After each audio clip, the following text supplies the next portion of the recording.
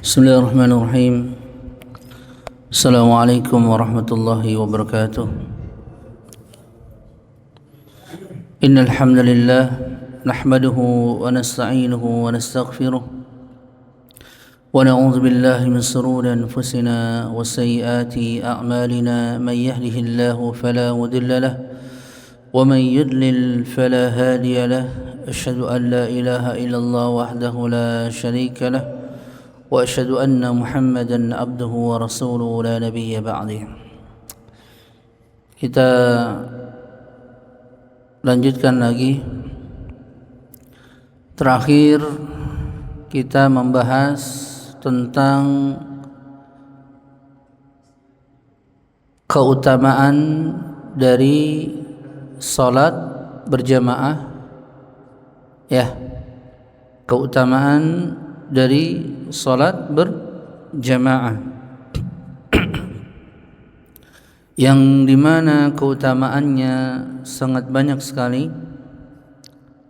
Di antaranya adalah salatul jama'ati tafdulu ala salatil fadzi bi 27 darajah. Salat dengan berjamaah lebih utama daripada salat sendirian dengan 27 derajat. Ya. Dan salat berjamaah ini termasuk syiar Islam yang agung. Ya, di mana suatu kampung kalau tidak ada salat berjamaah sama sekali, kalau menurut pendapatnya yang mu'tamad dari Imam Syafi'i, maka berdosa semua satu kampung tersebut kalau tidak menegakkan salat berjamaah. Ya. Gitu. Maka hukum dari melaksanakan salat berjamaah pada mazhab Syafi'i ada tiga pendapat. Pendapat yang pertama sunnah muakkad. Sunnah muakkad ini sebagian ulama Syafi'iyah berpendapat demikian. Mana dasar hukumnya ini tadi? Salat dengan berjamaah dengan salat dengan sendiri bedanya 27 derajat. Diambil hukum istinbat dari hadis ini, berarti salat sendiri enggak apa-apa meskipun pahalanya sedikit. Maka itu sunnah muakkad. Pendapat yang kedua adalah fardu ain. Salat berjamaah itu fardu ain. Nanti berselisih para ulama di situ. Apakah salat berjamaahnya itu disyaratkan, yaitu ada syaratnya. Jadi kalau orang mau menegakkan salat itu harus berjamaah, itu syaratnya diterimanya. Atau enggak masuk bagian syarat. Ya. Ini sebagian ulama Syafi'iyah berpendapat fardu ain. Artinya apa? Wajib bagi setiap kaum muslimin mendatangi salat berjamaah. Nanti dirinci. Yang maksud di sini dengan wajib adalah laki-laki yang balik dan mukim, bukan perempuan. Ya. Selama dia tidak ada uzur. Selama tidak ada uzur. Ini pendapat sebagian dari mazhab Syafi'iyah. Tapi pendapat yang mu'tamad maksudnya pendapat yang paling masyhur yang dipakai oleh kebanyakan ulama-ulama Syafi'iyah dengan dihukumi salat berjamaah adalah dengan fardu kifayah. Apa bedanya fardu ain dengan fardu kifayah? Tadi udah jelas. Firdaus.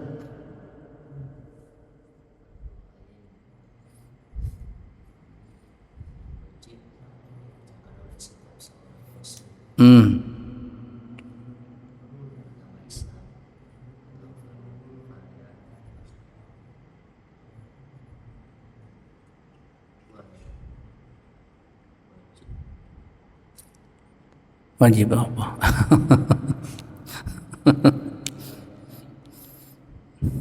Apa? Ya. Ada yang tahu apa maksud dari fardu kifayah? Apabila sudah ada yang mewakili maka gugur untuk yang lain. Yakni kewajiban itu jika telah dikerjakan oleh sebagian dari kaum muslimin maka menggugurkan kewajiban yang lain. Seperti apa? Salat jenazah, salat jenazah. Kalau ada yang meninggal nggak ada yang nyolatin, satu kampungnya dosa semua. Tapi kalau sudah ada yang menyolatkan meskipun cuma satu orang, maka gugur semuanya. Iya.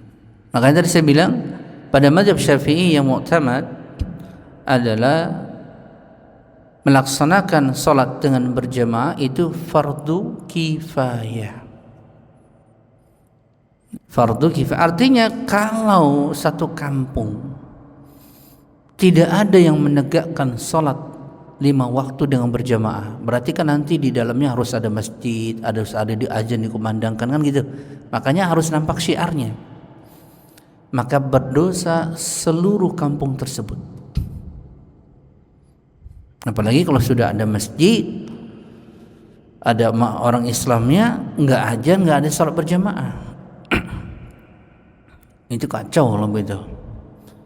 Ya, saya pernah mendatangi di daerah Yogyakarta lah.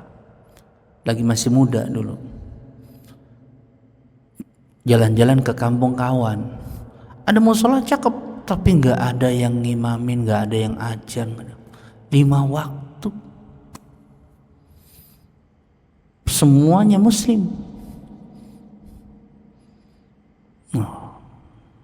Itu kalau menurut mazhab Syafi'i dosa satu kampung semua. Padahal musolanya bagus, sampai musolanya saya bersih, sampai debu-debu, kotoran-kotoran cicak, kecoa. Itu pengalaman. Akhirnya selama seminggu azan qomat imam. Saya di situ. Ya, azan qomat imam. Ya berdua aja tuh sama kawan saya, satunya orang situ. Gitu. Kenapa? Tadi ada menurut mazhab Syafi'i adalah menegakkan salat 5 waktu dengan berjamaah itu hukumnya fardu kifayah. Ya, ini jangan dianggap remeh dan menjadi wajib terutama bagi DKM masjid. Udah ngurusin masjid nggak pernah nongol, kan repot tuh. Ya harus tanggung jawab. Kecuali ada alasan, mungkin lagi sakit dan lain, ya kan? Gitu. Jadi minimal yang ditekankan untuk menegakkan salat 5 waktu dengan berjamaah di satu tempat siapa? DKM-nya. Gitu. Bahkan ada di beberapa tempat azan itu hanya maghrib isya, zuhur asar nggak ada, ya kan? Ada tuh, gitu. Apalagi subuh tuh nggak ada. Kalau saya dulu yang di sana 5 waktu nggak ada. Padahal ada mic-nya, ada tempatnya, ada sejadahnya, sampai berdebu.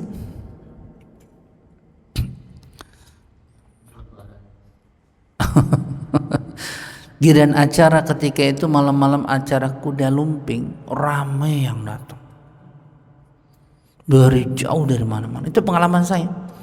Pas ada acara nanggepan kuda lumping, ratusan ribuan yang datang, penuh.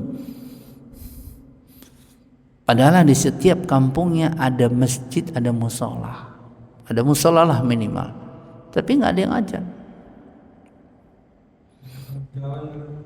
Ya nggak tahu, mayoritas kaum muslimin. Ya, itu jadi masalah di situ. Akhirnya generasi berikutnya karena orang tuanya juga nggak mendorong, ya generasi mudanya ya makan kacau, kan gitu. Karena nggak didukung, akhirnya larinya kemana? Tawuran, pegal, gitu loh. Suka apa tuh geng-geng apa tuh motor, geng motor ya. Gitu. Senangnya begitu kan, bikin kerusuhan, keresahan. Gitulah. Karena tidak diajarkan Pak tentang penegakan salat 5 waktu. Jadi salah satu Itu yang pondasi syiar Islam yang besar, itu tegaknya sholat 5 waktu di kampung itu. Karena itu nanti ngajarin anak-anak mudanya datang gitu. Kelihatan kan itu kan sepele, tapi itu membentuk nanti generasi begitu. Kelihatan sepele, tapi buat generasi muda itu membentuk anak-anak ini datang. Jadi dia terbiasa untuk melakukan ibadah ke masjid. Lambat tahun dia akan dibentuk mentalnya, dia harus taat kepada Allah, begitu. Tapi kalau nggak ada yang menegakkan itu, umumnya nanti jadi liar, ada yang nongkrong ke sana, main ke sana gitu, kacau. Nah ini berbahaya. Maka benarlah pendapatnya mazhab Syafi'iyah yang mu'tamad, yaitu fardu kifayah. Ini Imam Syafi'i setelah merenungkan istinbat dari beberapa hadis, maka dia mengambil jalan ihtiyat, kehati-hatian, dia ambillah hukum yang fardu kifayah. Sebagian ulama berpendapat lebih kuat lagi, yaitu fardu ain. Ya, fardu ain. Tapi ini berlaku bagi lelaki yang sudah balik, berakal, mukim. Gitu. Tidak berlaku bagi wanita. Wanita datang ke masjid, hukumnya sunnah. Lebih afdol bagi wanita itu di rumah, bahkan lebih afdol bagi wanita itu di rumah. Bahkan dalam mazhab Syafi'i, jika seorang wanita ingin keluar menegakkan sholat berjamaah di masjid, ada 2 syarat yang harus dipenuhi, kata mazhab Syafi'i. Syarat yang pertama, izin kepada suaminya kalau dia sudah menikah. Kalau belum menikah, izin sama orang tuanya. Yang kedua, tidak tabarrus, berhias. Gak boleh berhias, jadi jangan bersolek, gak boleh. Yang ketiga, gak boleh pakai wangi-wangian, karena itu menarik lelaki. Itu pada mazhab Syafi'i. Kalau 3 syarat ini tidak terpenuhi, gak boleh, dia harus sholat di rumah. Apalagi kalau wanitanya jamil jiddan, jamilatun jiddan, cantik sekali. Nah, ini berbahaya, timbul fitnah. Hingga kalau pada bulan Ramadan, kebanyakan anak-anak muda bukannya cari ini, cari pasangan, kan gitu, ya kan? Maka berhias, ini kesalahan. Harusnya ditegur sama ustadz-ustadz, sama tokoh-tokoh, supaya tidak terjadi fitnah. Jadi di masjid malah tempat jadi pacaran. Itu syarat kalau pada mazhab Syafi'i terkait dengan wanita. Ya, kalau dia mau keluar rumah, syarat yang pertama apa tadi? Izin suaminya. Ini menunjukkan amalan-amalan sunnah yang ingin ditegakkan oleh wanita, amalan-amalan sunnah nih ya, dia harus izin suaminya dulu. Seperti orang mau puasa sunnah, wanita harus izin sama suaminya dulu. Siapa tahu suaminya berhajat malam apa siang itu kepada istrinya. Gitu. Wajib mendahulukan suaminya. Itu kalau pada amalan-amalan sunnah. Beda kalau pada amalan yang wajib. Itu tidak perlu izin, yaitu dia salat 5 waktu. Gitu ya. Ini tidak perlu izin. Jelas ya? Jadi pendapat yang kuat dari salat berjamaah adalah apa? Fardu kifayah menurut mazhab Syafi'i bagi laki-laki. Ya, bagi laki-laki. Adapun bagi perempuan ada beberapa syarat tadi. Izin suaminya, tidak boleh berhias, apalagi pakai pakaian jilbab tapi ketat. Aduh, malah nggak boleh. Lalu juga pakai minyak wangi. Itu nggak boleh pada mazhab Syafi'i, keras, malah disuruh balik lagi ke rumah. Gitu. Nah, seorang suami yang membiarkan istrinya seperti itu namanya apa? Dayus. Tidak ada sifat pencemburu. Membiarkan istrinya keluar dengan pakaian yang seksi, pakaian yang ketat, gitu ya. Mungkin kalau istrinya sudah tua, nenek-neneknya lain lah. Tapi kalau masih muda kemudian dia biarkan bersolek yang kemudian dinikmati oleh yang bukan suaminya, dia diamkan, itu dosanya juga merembet pada suaminya. Dan itu besar.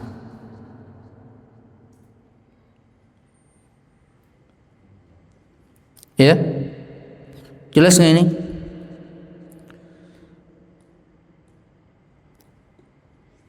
Kemudian apa hikmah ditegakkannya salat berjamaah? Banyak hikmahnya. Di antaranya tadi menampakkan syiar Islam. Karena pada salat berjamaah itu ada ruh tentang Islam, kuatnya Islam. Kemudian yang kedua, menampakkan persatuan kaum muslimin. Bersatu kaum muslimin. Yang ketiga, mengetahui kondisi setiap saudaranya. Ada yang sakit nggak? Ada yang lagi nggak enak badan kah? Atau lagi kesusahan? Datang dari mana taunya? Dari berkumpulnya di masjid.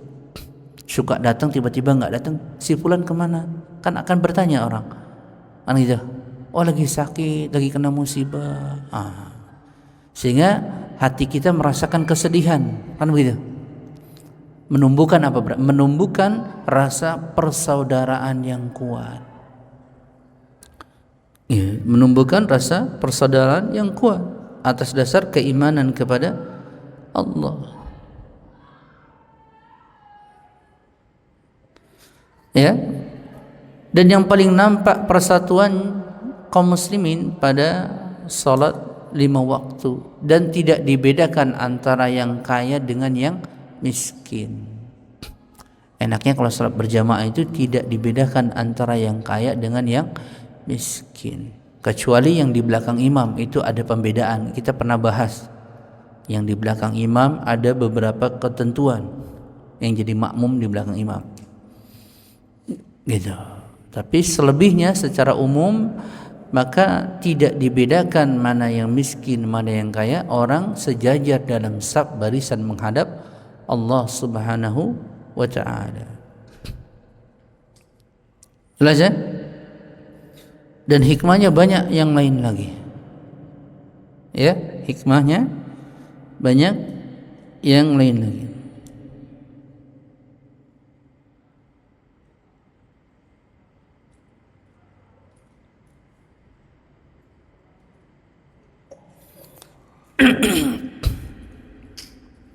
Kemudian al-a'zarul maqbulati fi takhalluf an salatil jamaah, yaitu uzur-uzur yang dibolehkan tertinggal dari salat berjamaah. Maksudnya seseorang dibolehkan untuk meninggalkan salat berjamaah. Apa saja uzurnya? Kalau pada mazhab Syafi'i dibagi dua, ada uzur-uzur yang bersifat umum. Ya, seperti apa? Seperti hujan disertai angin kencang. Enggak boleh salat ke masjid. Di rumah. Ya, hujan. Ada angin yang kencang, topan misalnya. Enggak boleh, malah disuruh di rumah. Nabi yang bilang demikian. Ya, suruh di rumah. Atau ketika suhu yang sangat dingin, kita keluar udah badan kita enggak enak gitu. Maka di rumah termasuk mendapatkan uzur syar'i gitu ya. Atau kondisi negara seperti kayak di Aceh, di Sumatera lagi bencana, ya dia sholat di mana aja udah nggak usah cari masjid karena lagi kondisinya seperti itu gitu ya. Ini uzur-uzur yang bersifat umum. Uzur-uzur yang bersifat umum. Mana dasar hukumnya? Hadis riwayat Bukhari dan Muslim dari Abdullah bin Umar radhiyallahu anhuma, azana lis-salati fi lailatin zati zati برد وريح ثم قال ألا صلوا في الرحال ثم قال إن رسول الله صلى الله عليه وسلم كان يأمر المؤذن إذا كانت ليلة ذات برد ومطر أن يقول ألا تصلوا في رحالكم أي منازلكم ومساكنكم. Hadis yang diriwayatkan oleh Al-Imam Al-Bukhari Muslim dari Abdullah bin Umar, bahwasanya Abdullah bin Umar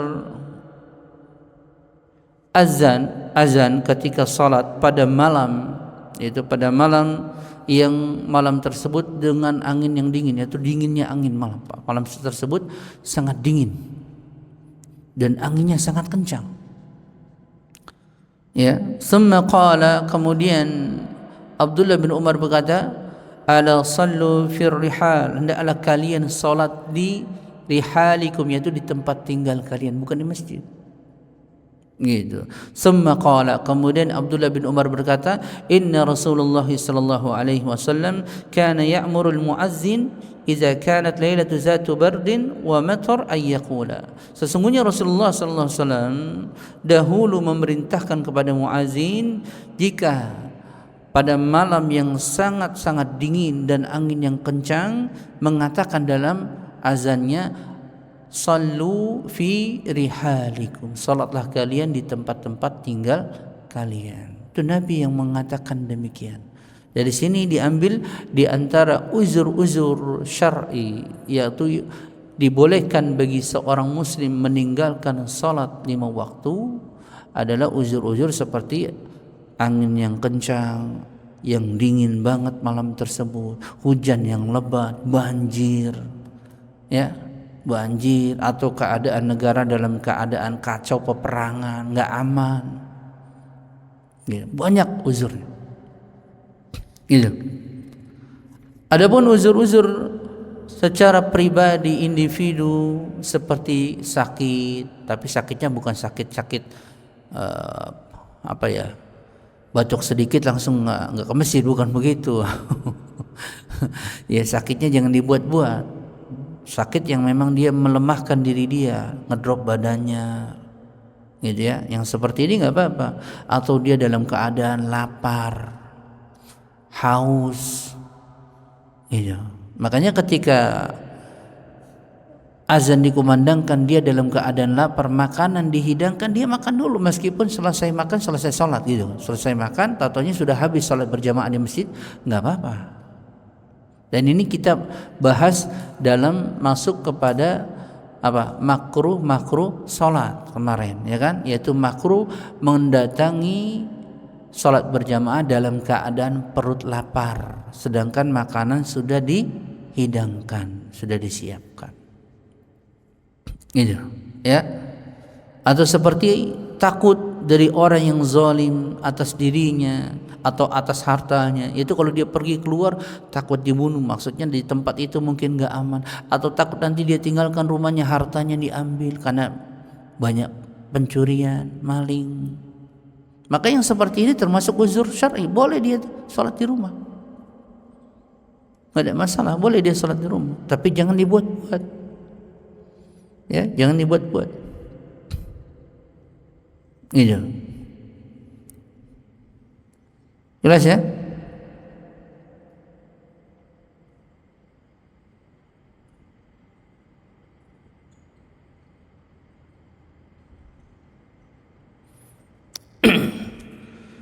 Itu yang kemarin kita bahaskan baru sampai situ ya. Nah, sekarang kita masuk pada pembahasan berikutnya, yaitu syarat-syarat siapa yang menjadi imam. Siapa yang menjadi imam? Ini tentu saja berdasarkan mazhab Syafi'iyah, ya. Yang pertama, hendaklah orang yang jadi makmum tidak mengikuti imam yang berbeda dalam perkara pendapat dalam kaitannya rukun-rukun sholat. Yang pertama nih, perhatikan nih. Maksudnya apa? Maksudnya kata para ulama Syafi'iyah, jika imamnya berpendapat menghadap kiblat itu ke sono, sedangkan makmum menghadap kiblat ke sono. Nah, perhatikan. Imamnya berpendapat menghadapnya kiblat ke kanan, makmum berpendapat menghadap kiblat ke kiri. Maka ketika itu tidak boleh makmum di belakang imam tersebut. Paham gak nih? Ya, Ngerti nggak nih? Karena sudah mengetahui perbedaannya. Beda kalau nggak mengetahui. Seseorang sholat menghadap kiblat, kita yakini kiblatnya itu sebelah sono. Yang jadi imam maunya sebelah sono, maka tidak boleh makmum mengikuti sholatnya bareng imam yang ngadapnya sebelah sono gitu. Ini terkait dengan apa? Syarat-syarat daripada sholat. Itu kalau berubah dari syarat-syarat itu dan dia mengetahui, dia nggak boleh jadi makmum di belakangnya.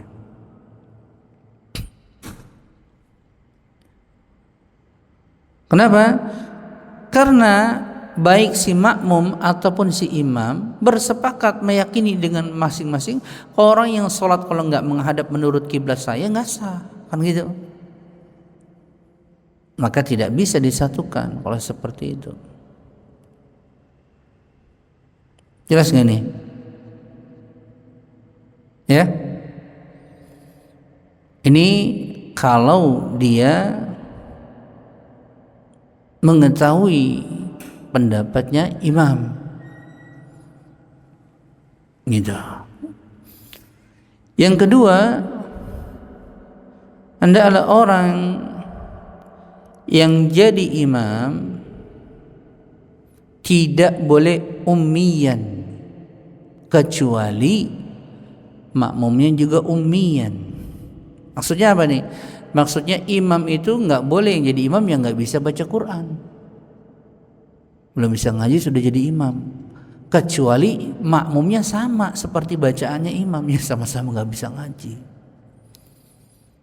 Tapi kalau imamnya nggak bisa ngaji, makmumnya bisa baca Quran fasih, nggak boleh dia jadi makmum di belakang ummi, orang yang nggak bisa baca Quran. Paham ya? Tidak boleh dia menjadi makmum di belakang orang yang ummi kalau dia lebih alim, bacaannya lebih ngerti daripada imam. Kenapa? Karena dalam salat ada rukun-rukun salat namanya rukun qauli. Rukun qauli dalam salat ada berapa?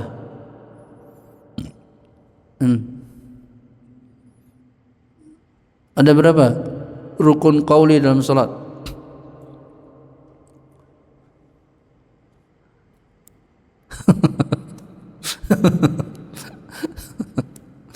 Apa yang pertama rukun qauli? Takbiratul ihram, diucapkan. Yang kedua apa? Al-Fatihah. Yang ketiga apa?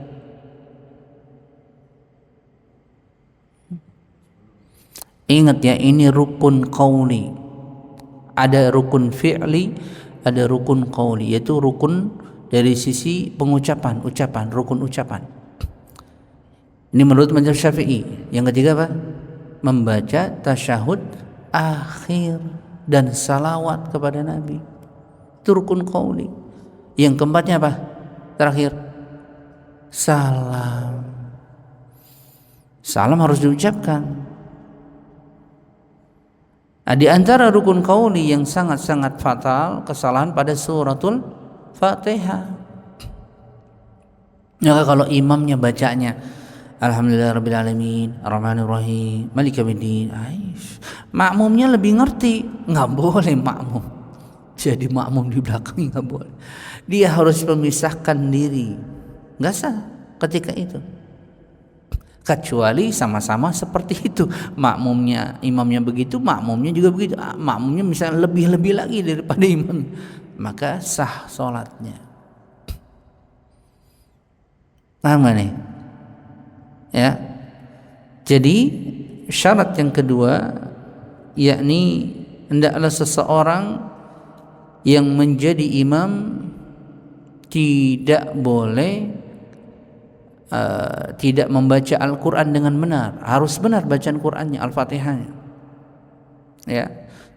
Kecuali yang jadi makmum juga sama levelnya seperti yang jadi imam, maka sah. Gitu. Ya, ini penting. Di perumahan sini saya isi kajian besok tuh. Sering ditanya sama jamaah sana, Ustaz, bagaimana kalau orang sholat dia jadi imam, padahal kita sudah larang nggak boleh jadi imam, tetap jadi imam, sedangkan kita tahu bacaannya berantakan, Ustaz. Gitu. Bagaimana hukumnya? Ini berapa kali ditanya. Ternyata kalau saya telusuri ada orang yang pengen tampil tapi bacanya nggak bagus, gitu. Bacanya nggak bagus. Maka saya bilang kalau yang jadi makmum mengetahui bacaannya salah, berarti kan lebih alim daripada imam. Maka dua kondisinya, dia mufaraq aja, memisahkan langsung salat sendiri, gitu ya. Atau dia ngikut bersamanya dulu, setelah itu niatkan berubah niat untuk sholat sunnah, tapi setelah itu sholat wajib, gitu. Sehingga sebagian jamaah cerita kepada saya, kalau si fulan ngimamnya saya langsung pulang, Ustaz. Karena hatinya sudah nggak terima. Emang nggak salah, karena sudah fatal kesalahannya. Dahulu di tempat saya ada marbot seperti itu juga sampai sekarang. Sekarang udah nggak berani jadi imam. Udah percaya diri aja, maju. Padahal banyak yang lebih bisa di belakangnya, gitu. Tapi tidak dikasih tempat. Ya, kalau dia sudah qomat, dia ajan, dia qomat sendiri, dia qomatnya pas di belakang imam. Allahu Akbar. Maju. Pokoknya begitu dulu, qomat nih, kiri kanan nggak ada, langsung masuk. Gitu. Kalau ada saya dulu di situ lagi masih ngontrak, saya yang maju, saya nggak ngasih tempat dia, karena saya punya kewajiban, saya yang ngerti gitu, harus, bukan ingin gaya-gayaan, tapi harus, karena hukumnya seperti itu. Karena ketika dia maju, bacaannya kacau, Alhamdulillahirobbilalamin, Ar-Rahmanir-Rahim, suaranya kadang mendemung, gitu doang, nggak ada jelasnya, matnya nggak ada, makhrajnya nggak jelas. Oleh karena itu pada mazhab Syafi'i sering saya sampaikan, ketika membaca suratul Fatihah ada 14 tasydid yang harus dibaca, nggak boleh kurang, nggak boleh lebih. 14 tasydid. Kalau dia kurang satu tasydid saja jadi 13 tasydid. Misalnya baca Iyyaka na'budu wa iyyaka nasta'in, maka batallah bacaan Al-Fatihahnya. Kalau batal bacaan Al-Fatihahnya, gugur rukunnya. Rukunnya gugur, tidak sah salatnya. Itu konsekuensi pada mazhab Syafi'i. Gitu.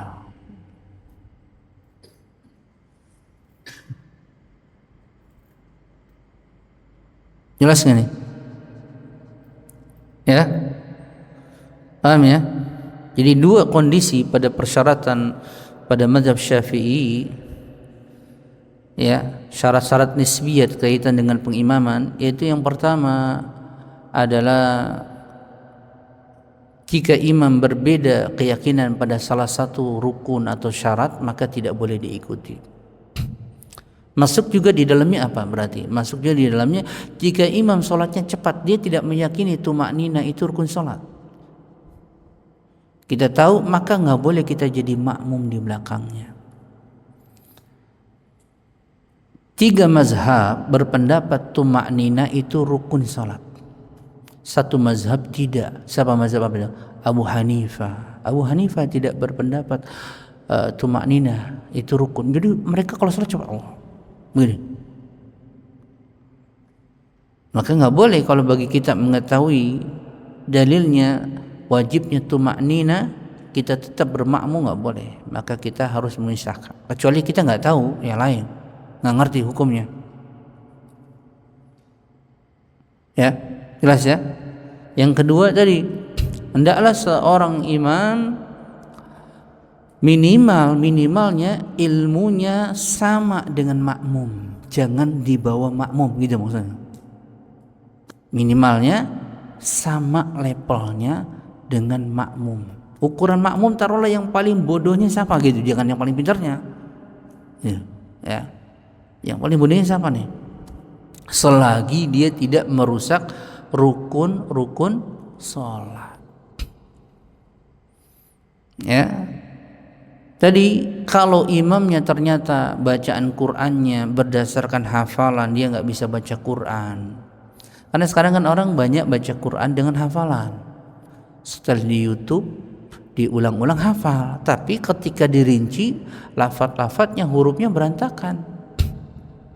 Ini terjadi pada salah satu murid saya. Dia bertaubat sudah tua, gitu kan. Masuk ke masjid, ingin tampil jadi imam. Saya sudah nasihati, jangan dulu Pak Haji jadi imam, karena bacaan masih berantakan. Oh, saya sudah hafal banyak Ustaz, jadi sama saya hafal. Wah, hebat. Tapi nggak bisa ngaji, ngapalnya gimana? Ya dari murotal diulang-ulang, kan hafal tuh. Giliran dites jadi imam, bacaannya berantakan. Repot. Bacanya misalnya surah Al-Zalzalah, idza zulzilatil ardu zilzal, dia bacanya mana? Idza zulzilatil ardu zilzalaha wa akhrajatil ardu athqalaha wa qala al-insu, begitu. Kacau. Gitu. Saya ingatkan, jangan tampil. Buat apa tampil jadi imam kalau kemudian malah dicela orang kalau kita nggak memenuhi syaratnya, ya kan? Bukan dipuji orang, akhirnya dicela. Sampai puncaknya ribut habis sholat gara-gara sudah diingatkan berkali-kali tetap tampil. Sampai jadi khotib Jumat. Nah, khotib Jumat mau ditutup, khotib Jumat ngucapin salam, assalamualaikum. Khutbah kedua ngucap salam, kan lebih kacau. Apa yang dipertontonkan? Kebodohannya sendiri ditampakkan. Itulah kalau orang nggak mengerti ilmu, dipaksakan ingin tampil, bukan hasilnya bukan baik, yang ada jadi olokan, ejekan, hinaan. Tapi ulah sendiri, jangan salahkan sebenarnya. Maksud saya di sini, hendaklah seseorang yang menjadi makmum, ya, minimalnya dia mengikuti imam yang sama levelnya keilmuannya, ya, minimalnya. Tapi kalau makmumnya lebih alim, imamnya lebih bodoh, nggak boleh makmum jadi imam, jadi makmum di belakangnya, tidak sah. Apalagi kalau terkait dengan rukun-rukun qauli tadi, sama rukun fi'li pada tumakninah, nggak boleh. Kecuali ya orang nggak ngerti juga, sama gitu, sama-sama jahil bodoh, maka tidak berdosa baginya. Paham nih? Ya, jelas ya. Kemudian yang berikutnya adalah urutan diangkatnya seseorang menjadi imam itu. Urutan yang pertama kali apa? Yang pertama kali adalah yang paling faqih dalam sunnah. Yang paling faqih dalam sunnah. Ngerti nggak maksudnya apa? Ngerti rukun, syarat, pembatal sahnya sholat. Berarti kalau pada mazhab Syafi'i tidak didahulukan orang yang pintar, pandai suaranya, nadanya, enggak. Jika ada dua orang, satunya lebih alim tapi bacaannya biasa aja, datar gitu, enggak. Tapi alim, dia ngerti rukun-rukun sholat, pembatal sholat, syarat-syaratnya. Yang kedua suaranya mantap tapi enggak ngerti tentang rukun-rukun sholat, maka seluruh ulama Syafi'iyah bersepakat mendahulukan imam yang lebih alim ini dijadikan imam. Karena dalam sholat nanti akan timbul berbagai macam kondisi. Bisa dia lupa bagaimana, bisa dia nanti lalai bagaimana, kan gitu.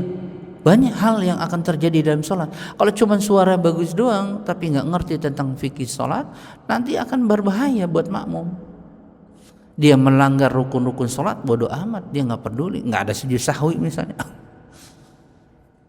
Gitu. Maka didahulukan orang yang pertama kali yang dimasukkan, yang dijadikan imam, yang paling alim pada kaum tersebut. Mana yang paling alim? Gitu. Bukan yang paling enak bacaannya, bukan, ya, ngerti kan nih? Bukan yang paling enak bacaan, tapi yang paling alim. Ya syukur-syukur kalau dapat alim dan suaranya bagus, itu kan paling sempurna, ya kan? Tapi kalau disuruh pilih, tentu yang didahulukan yang paling alim. Dia mengerti tentang segala sesuatu terkait dengan sholat, syarat-syaratnya, rukun-rukunnya, pembatal-pembatalnya, gitu. Ya, jelas ya. Kemudian yang kedua apa? Kalau sama-sama mengerti sunnah, yang paling qari itu yang paling banyak hafalan Qur'annya dan paling fasih. Itu setelah urutan yang pertama. Kalau dia sama-sama mengetahui rukun syarat salat, maka yang berikutnya adalah yang paling fasih pengucapan Al-Qur'annya, yang paling hafal banyak surat-surat. Jangan nanti sholatnya surat Al-Kausar, subuh Al-Kausar, maghrib Al-Kausar,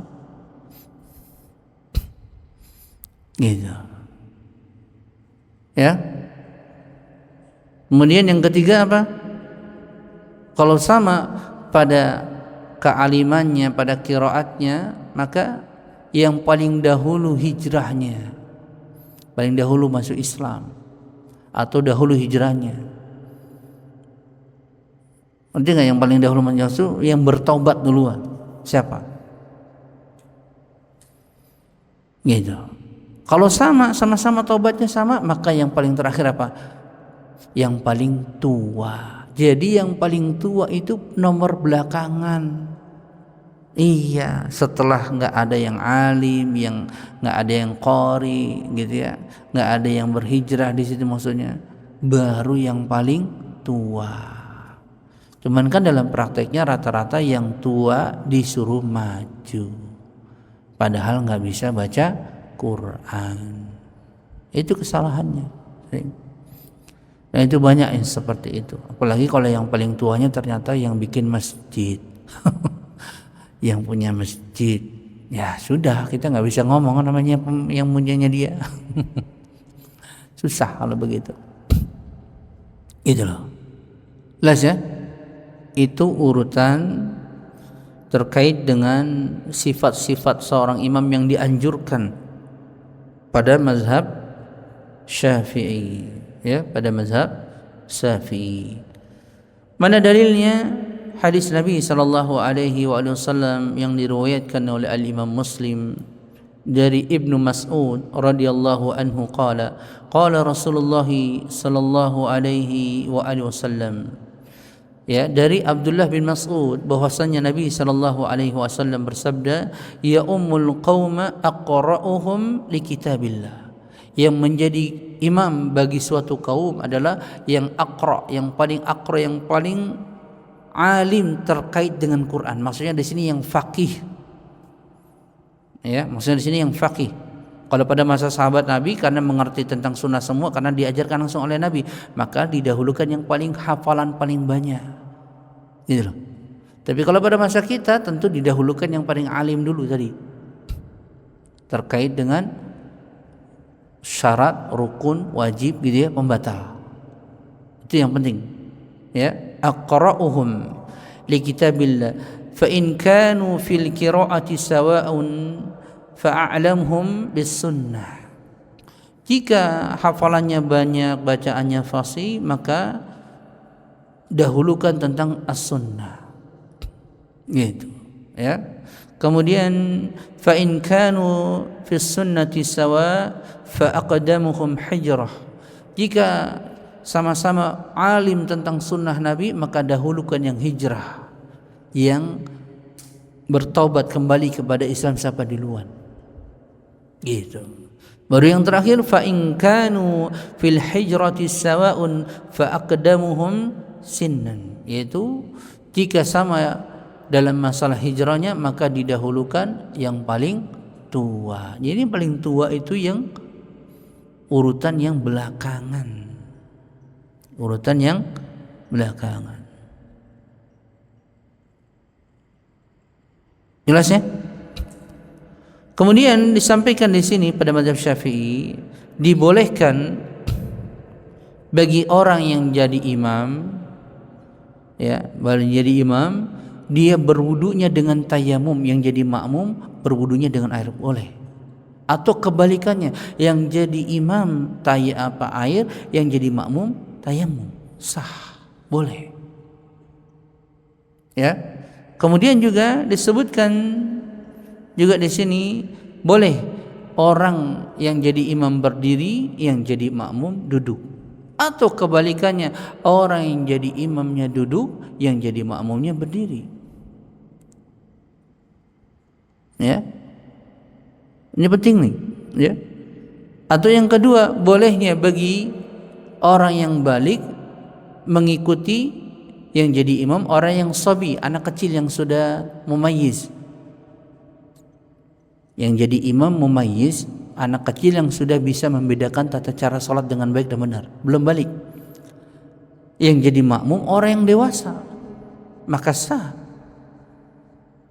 Iya, maka sah. Gitu ya. Atau orang yang merdeka dengan budak, yaitu yang jadi imam budak, yang jadi makmum orang yang merdeka. Gitu. Ya. Jelas nggak nih? Atau kebalikannya, orang yang jadi imam niat salat sunnah, di salat sunnah ditepuk orang.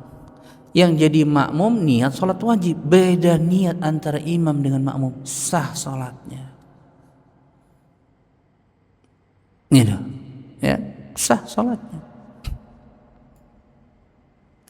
Ya, ini dibahas oleh para ulama. Makanya kalau ada yang sholat misalnya ditepuk, dia sholat sunnah ditepuk, ya dia diam saja, nggak usah ditegur. Dia tetap niatnya tetap sunnah, nggak apa-apa, nggak ada masalah.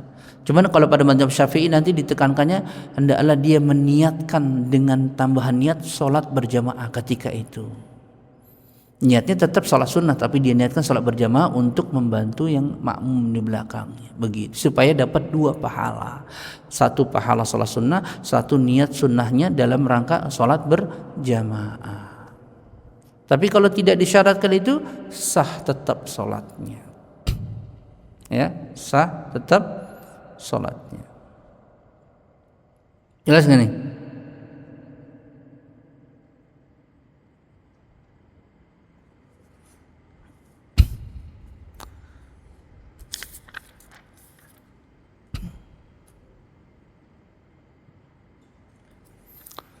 Ya, ada pertanyaan nggak dulu sampai sini nih? Udah 8:30 aja nih. Ya, baru nanti kita bahas terkait dengan syarat-syarat makmum. Tadi syarat-syarat imam, ini agak panjang, syarat-syarat makmum. Itu nanti pembahasannya dari sisi mengikuti imam dalam kondisi apa saja. Nanti hitungan satu rakaat bagaimana, gitu. Ya, ini penting. Jadi hari ini kita bahas sampai kepada kondisi-kondisi orang yang melaksanakan sholat. Jika makmumnya berwudu, imamnya tayamum, sah. Atau kebalikannya, makmumnya tayamum, imamnya berwudu, sah. Ya. Jika makmumnya orang dewasa, imamnya anak kecil tapi yang mumayyiz, sah. Gitu ya. Jika imamnya niat sholat sunnah, makmumnya niat sholat wajib, sah, selagi dia mengikuti pada sholat-sholat yang ada persamaan pada rukunnya. Beda kalau imamnya sholat jenazah ditepuk, iya nggak boleh, karena tidak ada ruku dan sujud, nampak zahir perbedaannya, gitu ya. Atau dia sholat istisqa, sholat gerhana khusuf, sholat gerhana itu 2 kali ruku, berbeda. Tapi kalau pada selain sholat itu nggak apa-apa, karena sholatnya sama. Beda pada niat saja. Makanya kata para ulama, orang makmum yang sholat dengan niat sholat sunnah kemudian diikuti oleh makmum yang niat sholat wajib, maka dua-duanya dapat pahala sah. Dua-duanya dapat pahala sah. Yang nggak boleh bagi seseorang jadi imam bahwa wanita mengimami laki-laki, nggak boleh. Wanita jadi imam, apalagi jadi khotib, wah kacau. Nggak boleh itu. Ya, maka lelaki mengimami kaumnya, termasuk di dalamnya wanita, orang tua, gitu ya. Tapi wanita tidak boleh menjadi imam kecuali di kalangan mereka juga. Kemudian juga imam selalu di depan. Perhatikan ya. Imam itu selalu depan. Kalau dia salat berdua bersama makmumnya cuma satu, maka kalau pendapatnya jumhur, dia maju sedikit imamnya. Pendapat jumhur. Ya. Kalau dia sejajar bagaimana? Kalau dia sejajar nggak ada masalah sah. Yang penting jangan sampai dia lebih maju daripada imam. Kalau pendapat jumhur, kalau makmumnya lebih maju sedikit daripada imam, patokannya dari tumitnya maju sedikit dari tumitnya imam, tidak sah salatnya. Ya, ini pendapat di jumhur. Karena konsekuensi imam adalah dia di depan, karena dia dilihat untuk diikuti. Beda dengan imamnya wanita. Kalau wanita di tengah-tengah, sejajar dengan saf, yaitu dia imamnya di tengah, kiri kanannya sama, makmumnya semua. Dia nggak maju, gitu. Ya, kalau untuk imamnya, kalau laki-laki satu, kalau dua maka di belakang. Kalau perempuan di belakangnya laki-laki, nggak boleh misalnya perempuan itu bersebelahan dengan imam, dengan makmum laki-laki. Misalnya seperti ini nih, sholat sini makmum disekat, kiri kanan laki perempuan, nggak boleh. Kalau menurut mazhab Syafi'i itu makruh. Kalau mau di atas dipisah, begitu. Atau sini dibagi, ini 2 saf laki-laki, 2 saf perempuan di belakang, begitu caranya. Itu pada mazhab Syafi'i. Ya, jelas ya.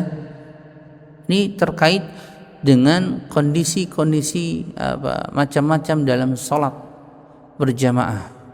Ya, terkait kondisi macam-macam dalam sholat berjamaah. Ada pertanyaan? Hah?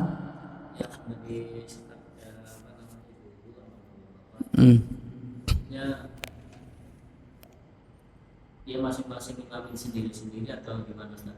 Ibu sendiri, bapak sendiri? Enggak lah, kalau di masjid ya tentu imamnya satu. Yang di sekat itu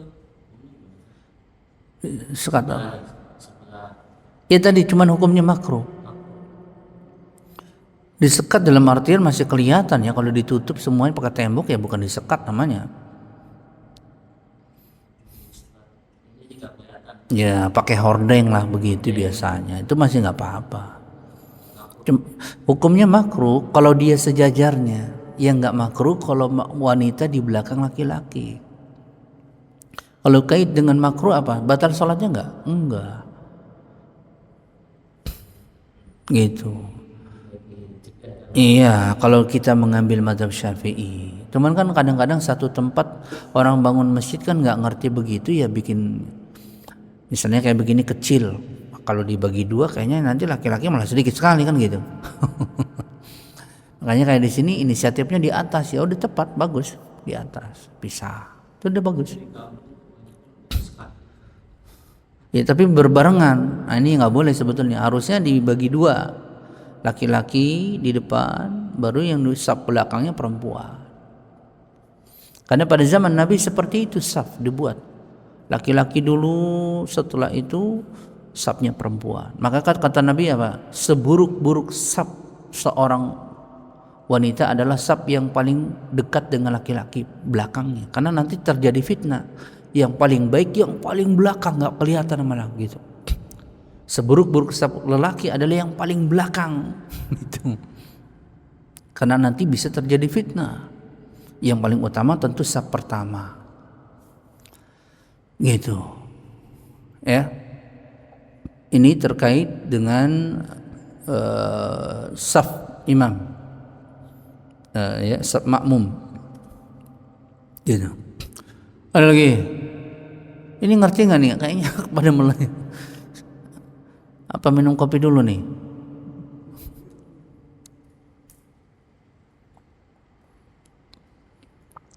Ada pertanyaan lagi nggak?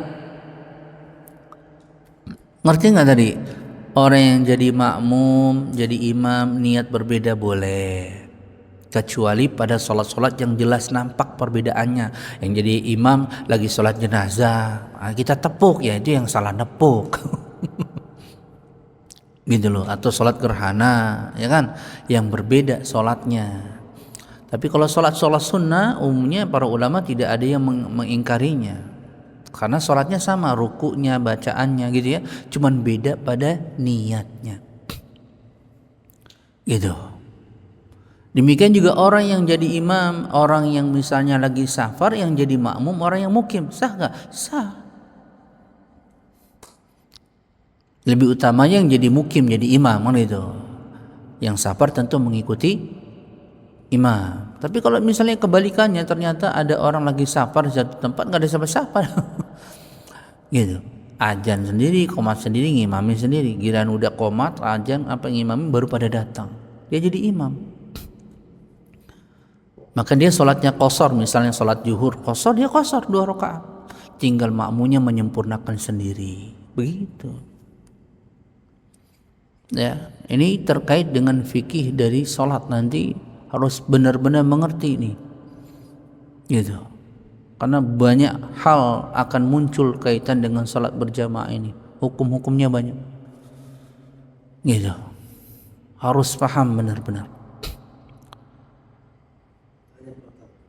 Ya. Saya pernah dalam satu perjalanan mampir di masjid buat sholat. Karena terlambat, saya melihat ada orang yang sholat sendiri. Nah, dia terlambat juga, tapi dia duluan dari saya. Saya tepuk dia dari belakang. Dia kasih tangannya begini. Karena tangannya begini, saya mikir saya sholat sendiri terus Pak. Ya nggak apa-apa. Memang bisa dikasih syarat ke orang yang menepuk itu seperti itu. Ya nggak apa-apa kalau dia sekali doang begini mau. Saya khawatir dia lagi sholat apa gitu, dalam tobat nggak apa. Berarti dia tidak siap untuk jadi imam, maksudnya begitu. Umumnya tidak siap jadi imam karena dia merasa ilmunya masih sedikit, bacaan gue masih banyak salah nih. Dia tidak sengaja mau jadi imam, itu kan karena ditepuk. Makanya tadi saya bilang tidak disyaratkan orang jadi sholat nih diniatkan jadi imam, enggak. Beda dengan makmum. Kalau makmum dia sebelum sholat sudah harus dia niatin jadi makmum, karena dia harus ngikut orang, kan gitu. Paham gak nih? Tidak disyaratkan. Misalnya orang lagi sholat sendiri, dia kan nggak jadi imam nih, sholat sendiri, tiba-tiba ditepuk, gitu. Maka tidak perlu syarat dia tambahkan, oh berarti saya jadi imam ketika ditepuk. Enggak mesti. Tapi tadi saya kan udah sampaikan, jika dia niatkan untuk menambah niat berjamaahnya, dia dapat pahala lagi, begitu. Sholatnya mah nggak berubah, dia niat sholat sunnah misalnya nggak berubah, tetap sholat sunnah, tapi dia tambahkan untuk sholat berjamaah jadi imam, untuk membantu saudaranya yang tertinggal sholat wajib pun gitu, nggak apa-apa, dia niat tetap sholat sunnah, gitu. Ada masalah yang seperti itu. Tapi kalau dia ditepuk, sorry bro,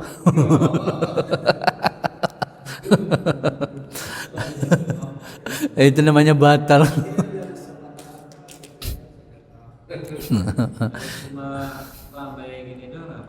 Misalnya kalau orang ditepuk dia begini, makmum nggak ngerti, dia tetap sholat, sah nggak apa-apa, nggak apa-apa.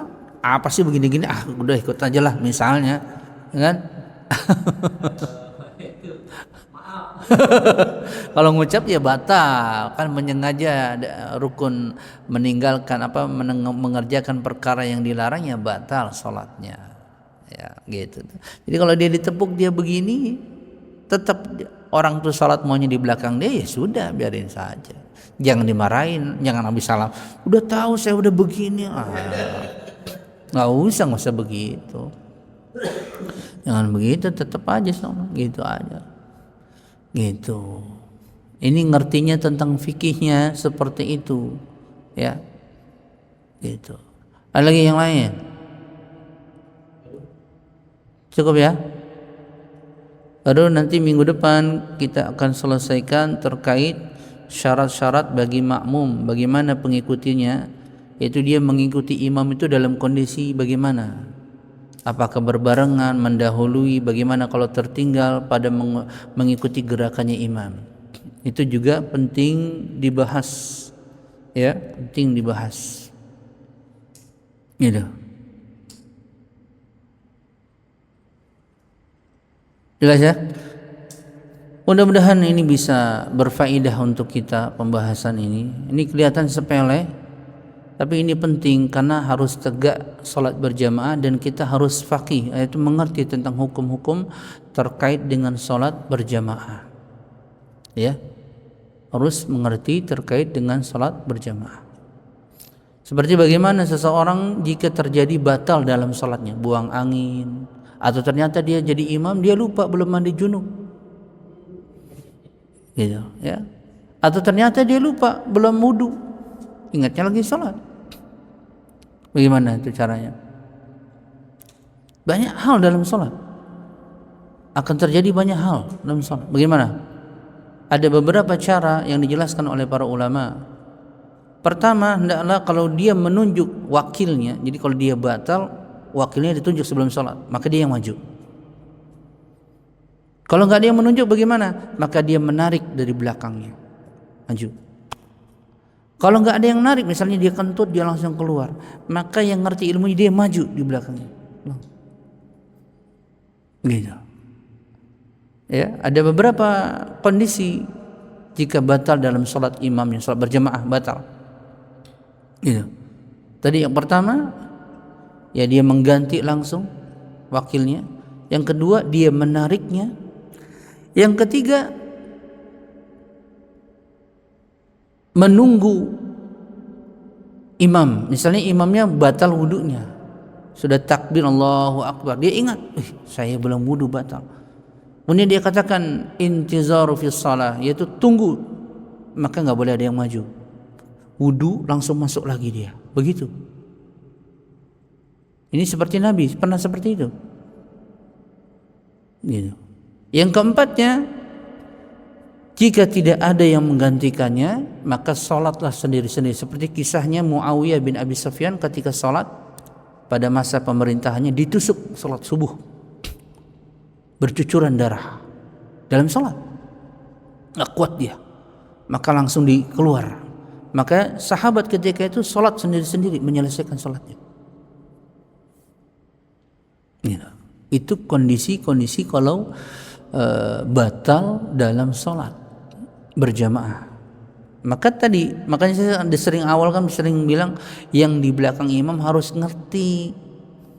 Sebab kalau terjadi yang seperti itu, bagaimana dia menyikapinya, gitu. Ya, harus mengerti.